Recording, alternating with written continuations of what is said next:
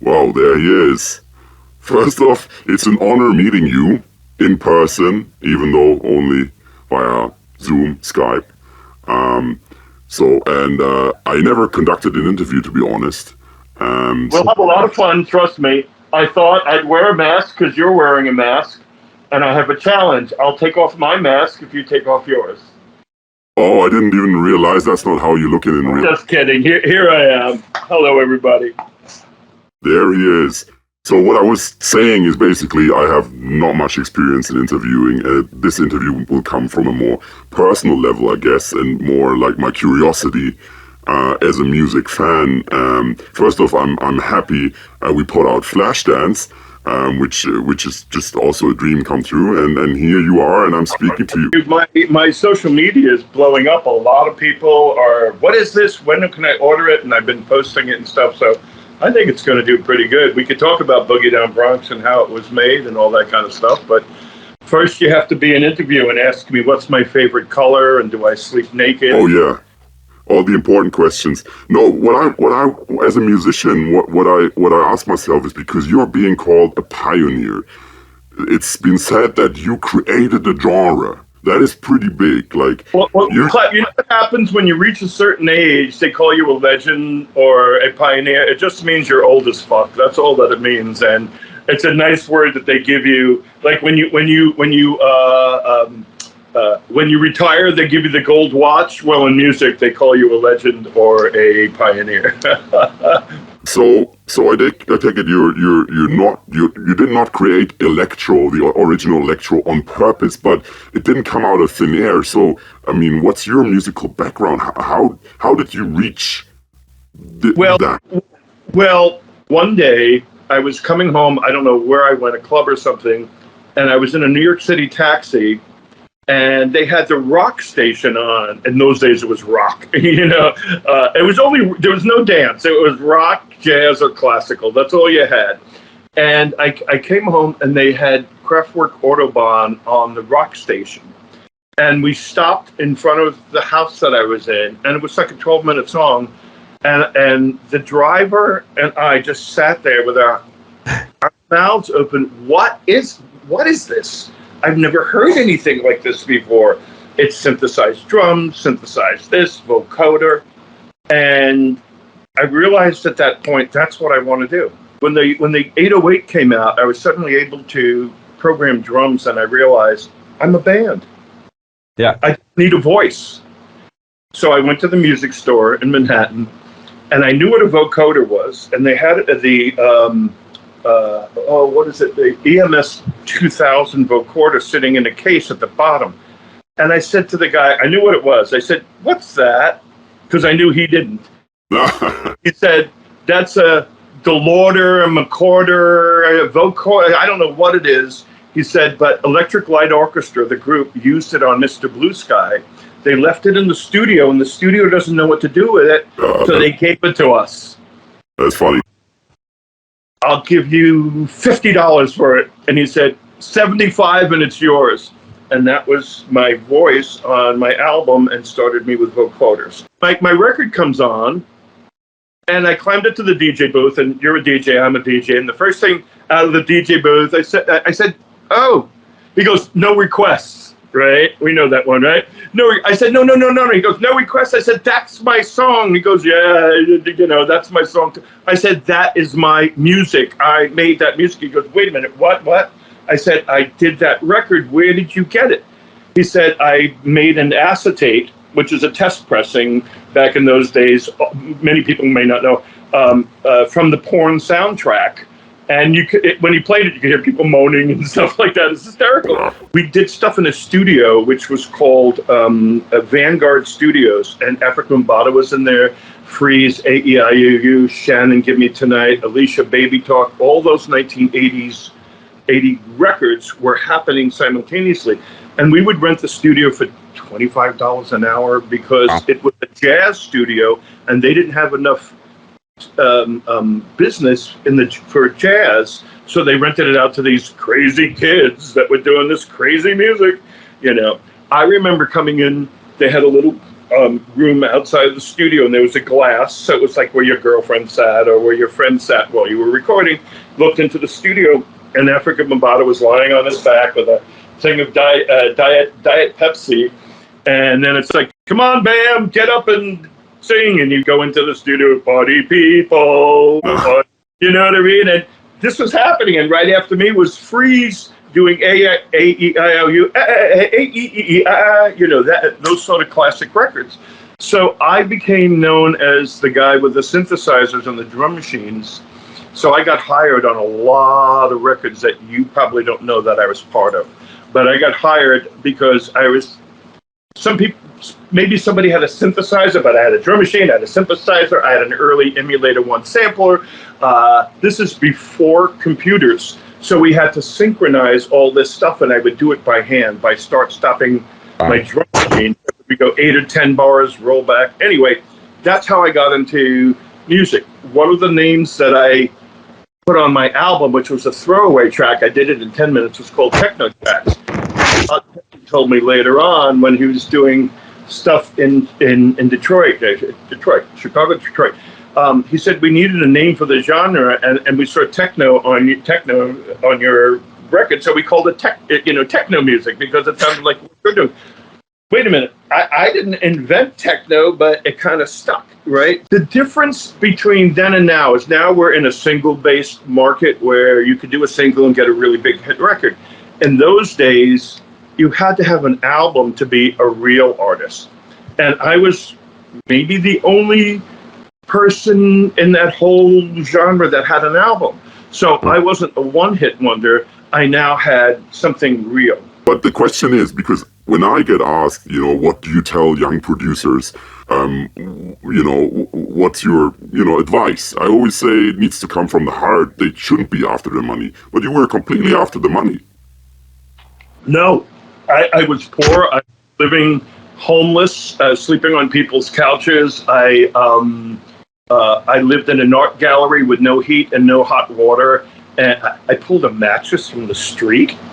God knows what disease was on it or how many hookers had sex on it. You know, it's like horrible. If you look online on Man Parrish artist, I'm not a musician because I can't sit down with musicians and let's play that in G sharp, major, minor. I don't know music theory, so I feel uncomfortable being called a musician. I painted and done all that stuff, so it's musical art, which sounds pretentious, but it's what I do. If you look back, I had a very bad, you know, my mother was schizophrenic. I left home at 14. I was sexually abused by a doctor, wound up in a child pedophile ring, people dying in my arms. So music was a way to stay normal. We had these graffiti jackets and stuff. And then I thought, okay, we have the costumes. Let's do dry ice on the stage. And we had this creature that would come out. And I played Studio 54. Madonna was unknown. She was my opening act. I came down from the ceiling. You know, I always tried to create. I couldn't stand people getting on stage with a backwards baseball cap and a bunch of feelers and all that kind of stuff. I thought, I got to stand out. So we were glitter robots. We had crazy face paint. We had crazy costumes, balloons, all that kind of stuff. And I came from rock and roll stuff because there was no dance music. We used to go to Max's Kansas City. I saw Aerosmith drive down in a van and then lean against the van parked outside trying to pick up girls. And I saw early Devo and Talking Heads, and Debbie Harry used to come out from behind the bar and go on stage as Blondie and then go back into the bar. These were very, very early days. But the people that stood out to me were the people that were a little bit brighter, or, you know, it was a big deal to be slightly feminine. A lot of straight guys would be feminine because they'd get attraction. What's his name? He wound up killing his drug dealer. There was that whole group of kids, and there was somebody called Lee Bowery who used to do makeup and this performance art to his face. And I saw him give birth. He had a girl upside down in a harness under a dress, and he did this performance art thing and laid down on a table and opened his legs, and through the flesh-colored bodysuit gave birth to a woman who came out and danced around. I mean, this was the kind of stuff that was going on in New York. So that is crazy. I mean, that doesn't happen anymore. And I'm Manny Parrish or Manuel Parrish, but Man Parrish is my name, as you know. So my friend was photographing for Interview magazine, which is Andy Warhol's magazine, and I'd see Andy Warhol in clubs. It wasn't a big deal, but he's a big, contemporary artist. We went up to the factory where he had his magazine, and we're looking at, that's analog. We were looking at the pictures to see which one to use in the magazine, because I was going to be in the downtown section, the what's happening this week. And Andy came in. Hi, hey Andy, hey, what's going on? What's going on? He goes, well, I got Manny over here, Manny Parrish, and we're going to put him in. He goes, Manny Parrish, that's too common. He goes, Man Parrish. And I said, Man Parrish? He goes, from Man Ray, who's a photographer. Yeah. So not only did you have a name identity, which you have and other people have today, but you also had an appearance, which you're carrying on, obviously, with your thing. And you were a creative person. You were an artist. You were allowed to do what you want. Just one more. I remember going to a party and saying, hi, what do you do? I do music, sound. What do you do? Oh, I paint paintings with my blood and feces. And now you'd be like, what? And those days you go, oh, okay, you're an artist. And that was the end of it. You know what I mean? So a lot of that stuff is kind of gone now, and I wish it was around because it makes for way more colorful thing. So, I mean, that's the idea that a lot of people have about the early 80s being a more free and, open environment. But was it really in terms of gender and race? I mean, was it really that much more open-minded or not? No, that's why I'm a gay man and I don't care. You know what I mean? I marched in parades, in the 70s at 14 years old. It was free in one way creatively, but that's why I'll take gay because that's my reference, or queer, which is not fully gay. It's like, oh, I can't stand these Twinkies, but gay people had gay bars, gay restaurants, gay cruises, gay clothing stores, because if you were effeminate, or you were possibly trans, or you didn't look masculine, you would probably get hurt and beat up. So that's why there was that culture. So it was free, artistic. Freddie Mercury, and I have a funny story. He tries to pick me up in a bar if you go to there. I didn't know it was Freddie Mercury, and I was giving him attitude. But Freddie Mercury had a group called Queen. I mean, Queen. And he was flamboyant. But if you watch the movie, if you ask, are you gay? Well, I'm not gay. I work with Village People. How much more gay do you get? They were on The Tonight Show with Johnny Carson, which was a major, everybody watched that. And somehow it came up about their sexuality, and they asked, late 70s, are you guys gay? Well, one of them straight, the rest of us, well, sort of, but we don't want to out anybody. Well, their career ended right there pretty much because America went against them. So it was free. If you put on makeup and you were David Bowie, and David Bowie wasn't gay. I mean, he experimented, he was straight. But if you were flamboyant, that's different. You're an artist. But if you walk down the street like that and go to a restaurant, you'd get hurt. I got hurt. I remember coming out of a bar and a policeman shoved me against the wall and took the nightstick up in my crotch and said, if I see you here again, you came out of that bar, you faggot, you queer, you pup. I'm going to shoot you in the head and dump you in the river, and no one will ever know. I mean, it was bad. One quick question about the gay stuff. When I worked with Village People, people would come backstage and want to see them. And I was managing, and I produced their show, and we were in England, in Sheffield, I think. And this kid comes backstage, and I said, oh, no, hey, the guys will come out and say hello. Don't wait. He goes, no, I'm here to see you. I said, me? He goes, you're Man Parrish? I said, yeah, what's up with that? He said, I was in my room.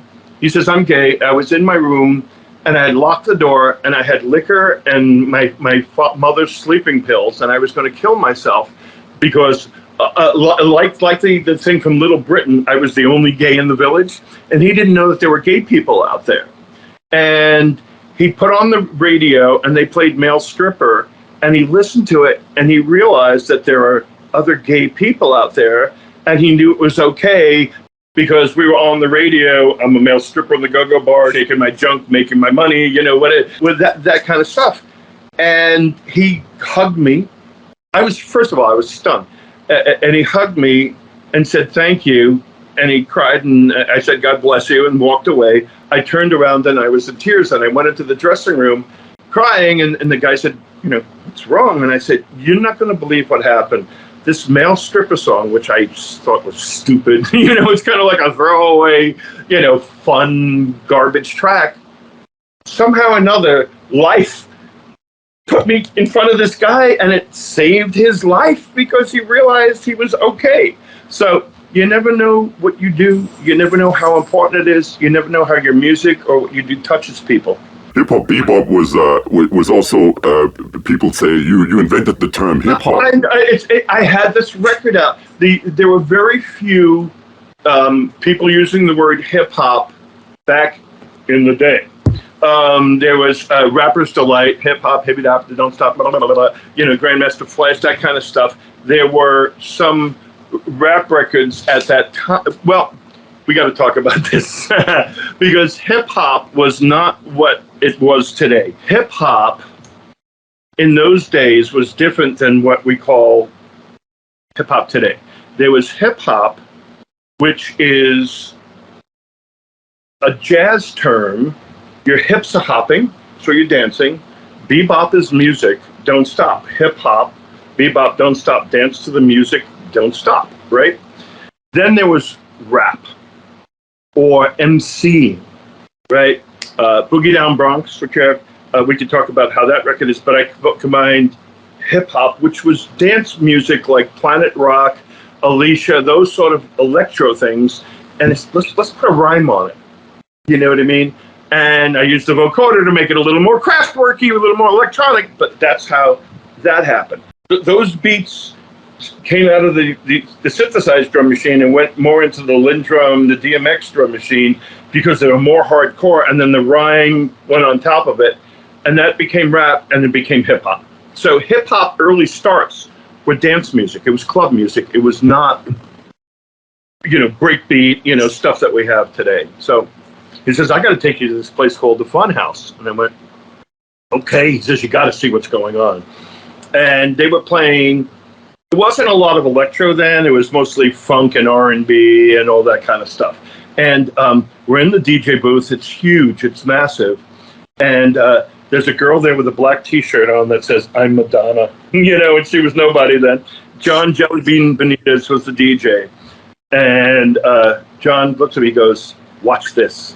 And he puts on whatever he put on, and the place broke out with, ooh, ooh, ooh. And I went, oh my God, what's going on? Do we have to get out of here? Is there a fire? And he said, calm down. That's what people like. I said, you're kidding me. He goes, no, if they like the record, ooh, ooh, they do that. And I turned to Raul and I said, would it be funny if we made a record just for shits and giggles, and we barked at the audience, and they could bark back at us? They'll play it once or twice, case closed. Hip-hop, bebop. Ah, that's crazy. So when you realized that hip-hop or whatever early electro moved to something completely different in music, moved to more downbeats and later on to gangster rap and to something you could really not identify with, did you change your musical style? Yeah, I wasn't a black kid from the project, from the ghetto. I was a white homeless gay kid, you know what I mean? But I didn't know about, I knew about prejudice and people judging me, but then through a friend of mine, the whole Stock Aitken Waterman thing happened in England, and I liked it because now, I know now it's tacky and kitsch and all that, but back then it was sequencers, counterpoint sequencers, and I went, wow, we got to do something like this, hence Male Stripper, and that whole stuff I did with Man to Man, you know what I mean? It was, again, synthesizer work, so it wasn't hip-hop street. Now it was more of a Giorgio Moroder-esque kind of thing, which I, of course, love. I have Giorgio Moroder sequencer sitting in the other room over there that I used for Donna Summer's I Feel Love. And that, see, you do studio stuff. That was hexadecimal. I'd have to have a pad, and you'd have to have 1 through 9, 0A, 1A, 2A, B, all through the hexadecimal thing. And you would have to do a gate, a trigger, and a control voltage. And if one of those lanes you forgot to enter because it's 5 o'clock in the morning and your eyes are bleeding, like 2 blinking lights, everything would go out of sync, and there was no copy, paste, or edit. You'd have to erase to where you were. In those days when you had an album, yes, Pink Floyd, you put the needle down, you smoked your weed, you had your drink, and the record would go through and it would take you on a trip, and then you would flip it over and continue the trip to the end. He did the electronic version of that. It's a milestone album, and I don't think people realize that. So, Giorgio Moroder, E equal MC squared. It's pretty amazing. At my age, it's more about my legacy than it is about having a hit record. I want to build something that when I die, some kid in school is going, we're going to study electronic music. By the way, check out this guy, Man Parrish. Oh my God, he's got 157 tracks out there. Somebody can find something they like. So that's where I am with that. It's interesting because basically one of my final questions was if you feel now being older, growing older, that the role that music takes in your life changed over the years. And it's become more free because I don't have, today, anybody who's out there doing music, kids, guys, girls, you don't have to have a record label. Back when I grew up, if you didn't have a record label, there was no way to put stuff out. There's Bandcamp. I use CD Baby. There's other places where you can do your music, put it up, go to these websites, cdbaby.com, bandcamp.com. I choose CD Baby because they handle publishing too. And you'll release stuff to 158 platforms around the world, and it'll be streaming everywhere, in women's bathrooms in Dubai. Your music will be playing on airplanes. My stuff is on airplanes. It's weird. I'm sure you have that too. Yeah. So I am not tied to a record label. So I can do whatever I want. So now that I'm older, I don't have that pressure. First of all, you can't make a hit. You do a song and it either becomes a hit or it doesn't. You try your best on every song, but there's something that people identify, or I like to call it the space between the notes. There's some sort of thing back there that people kind of, ooh, this is cool. It's got a vibe. It's got a feeling. So you don't make a hit. Something becomes a hit because of maybe what you did. So true. Let me tell you something. You're getting a good fucking interview, man. I know. The best. Probably what I prepared very well. That's no. Yeah, you did. Hey, listen, the music doesn't work out. You got a career as an interview. Let's talk about Boogie Down Bronx real fast, because that's what this is from. You took the sample and you rebuilt the quick track, and it's great. I had to do a follow-up record for Hip Hop Bebop, my album. And I was fighting with the record company. I had a little studio at home. Boy George came to my house, the Village People. It was like my bedroom and a recording setup. You know what I mean? Nobody had that in those days. And I had an 8-track tape recorder. And I had, at that time, I had a Mac Plus. I was using my drum machine to trigger sequencers. And then I would rewind and then stop and start and lay down layers. And I had a sampler. It was the Emulator 1 sampler, which was 80 pounds of steel, and it only sampled half a second or something like that. And in my neighborhood, there was this kid who used to sit on my front steps, and when I'd come home, my man, Man Parrish, and cool, Raul, cool. And I'm like, okay, thank you, hey, cool, nice guy, cool, good job. And we were upstairs, and what are we going to do for lyrics? I said, let's get this kid to rap. We called him upstairs. He did that in one take. I rewound the tape, took him out of track 7, threw the vocoder to track 8, and played along musically behind him, Boogie Down Bronx. Wow. From Brooklyn, not from the Bronx. But I see myself sitting, in the first balcony, looking out when I write music at a stage. Is the sound here? Is the sound back there? Is the sound narrow? Is the sound wide? So I get a visual every time I mix. Is there stuff moving from left to right? Is it where is it dry? So when I approach that stuff, I approach it as a visual thing in my head, which is hooks too, like Boogie Down Bronx, or Milster, I didn't know how to write music, and I've seen so many people, including Kraftwerk, which I go back to, they kept stuff very, very simple. They did childlike melodies. You can do expanded stuff, but that's for I worked with a singer, Klaus Nomi, who sang like an opera, and I just rebuilt his whole album from scratch, and I restored 45-year-old vocals. That's for the classical and the in-depth stuff. But even if you look at classical music, the successful stuff is what they call themes. It may be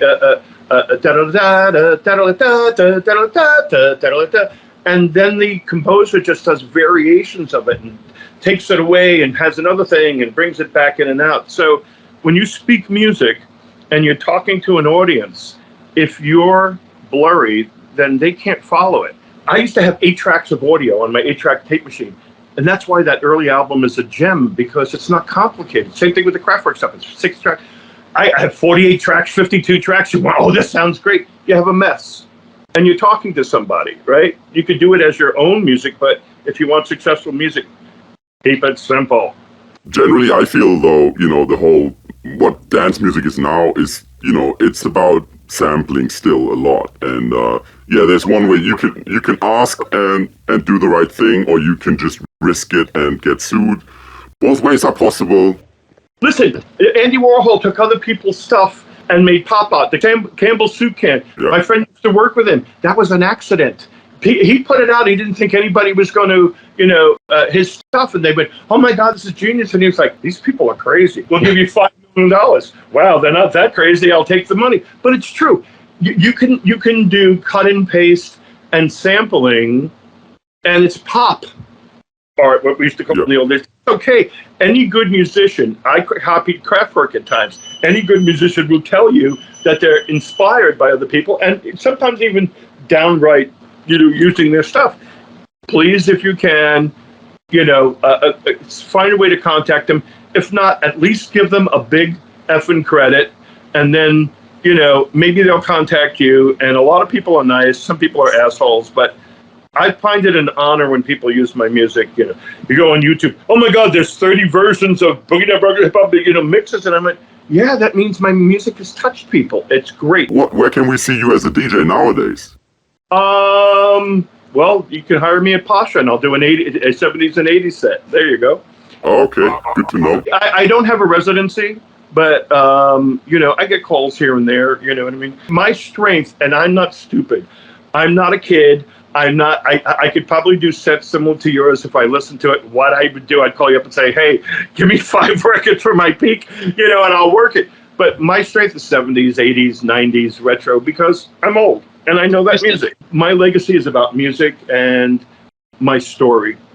My Man Parrish stories on YouTube.com, because I've been through a lot, and I just want people to know that, hey, listen, it's as bad as you get. I was tied to a radiator and turned up the steam as a kid. They're horrible things that touch people's heart. But instead of being a victim, and I was for a while, I turned it around and I went, I had therapy. My therapist said, do you realize what you've been through? Most people have been through what you've been through, either drug addicts, they're in a straitjacket in mental institutions, or they've killed themselves. The fact that you are none of that means you're strong. So I try to tell people, I know it's a shitty day, but you just do it. You want to do something, do it. If you have to do it after work, if you have to do it for 30 minutes on the weekend because your life is too busy, just do it, because otherwise you're not going to be happy, I'm glad you did what you did. I love what you do. Thank you. You've got success. I think it's only going to grow. I think the record's going to do really well. And thank you for thinking of me. Of course, what a pleasure to talk to you, and what a deep, deep insight we got. And people should check out your stories on YouTube for sure to get an even. Just go to Man Parrish, ManParish.com. There's a little beatbox you could program on there. There's videos that I shot and music videos. There's the Man Parrish stories. Go to my bio page. I worked with Roberta Flack, Village People, Boy George, Michael Jackson, Gloria Gaynor, Visage, Man to Man, Bronski Beat. It just goes on. I look at it and go, wow, that's pretty cool. Sounds pretty crazy. It's quite impressive. So, looking forward to your new Kraftwerk album. So Well, wait, I'm experimenting with it. It didn't happen yet. No pressure. I thought there's no pressure with you. What happened? I built this last week. There's a hole over here where there's more coming today. But this took me 2 weeks to build from scratch. So, it's either going to be a pretty piece of furniture or we're going to have something good out of it. We'll be patient and await your record, even if it takes 3 more years. Now you're giving me advice. I like that. Take care. Thank you. Pleasure. Thanks.